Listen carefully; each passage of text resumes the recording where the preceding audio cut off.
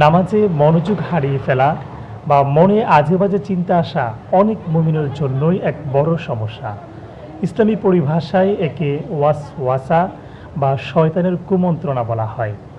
নামাজে মনোযোগ ধরে রাখা বা খুশু ইবাদতের প্রাণ।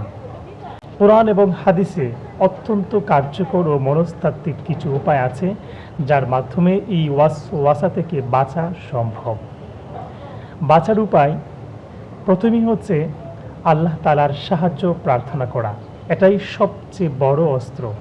আল্লাহ তাআলা বলেন সূরা আরাফের ২০০ নম্বর আয়াত, ওয়া ইম্মা ইয়ানজাগান্নাকা মিনাশ শাইতানি নাসগুন ফাস্তাইদ বিল্লাহ ইন্নাহু হুয়াস সামিউল আলিম। আর যদি শয়তানের কোনো কুমন্ত্রণা তোমাদেরকে প্ররোচিত করে তবে তোমরা আল্লাহর সাহায্য প্রার্থনা করো, নিশ্চয়ই তিনি সর্বজ্ঞ এবং সর্বশ্রোতা। এজন্য নামাজে কুমন্ত্রণা আসলে সর্বপ্রথম আমরা আল্লাহর সাহায্য প্রার্থনা করব।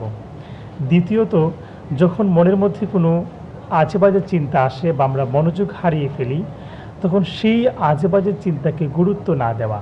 যখন আমরা সেই আজেবাজে চিন্তাকে গুরুত্ব না দিব, তখন শয়তান নিরাশ হবে এবং আমরা আমাদের মনোযোগকে ধরে রাখতে পারব। নামাজের মনোযোগ একবার হারিয়ে গেলে বারবার মনোযোগ ফিরিয়ে আনার চেষ্টা করা, হতাশ না হওয়া। বারবার মনোযোগ ফিরিয়ে আনার মাধ্যমে আমরা দৃঢ় একটা প্র্যাকটিসের মাধ্যমে আমরা মনোযোগকে ধরে রাখতে পারব। আল্লাহ তাআলার অসীম দয়া এবং সঠিক কৌশলের মাধ্যমে শয়তানের এই ওয়াসওয়াসা বা কুমন্ত্রণা থেকে বাঁচা সম্ভব ইনশাআল্লাহ। আল্লাহ তাআলা আমাদেরকে তৌফিক দান করুক। আমিন।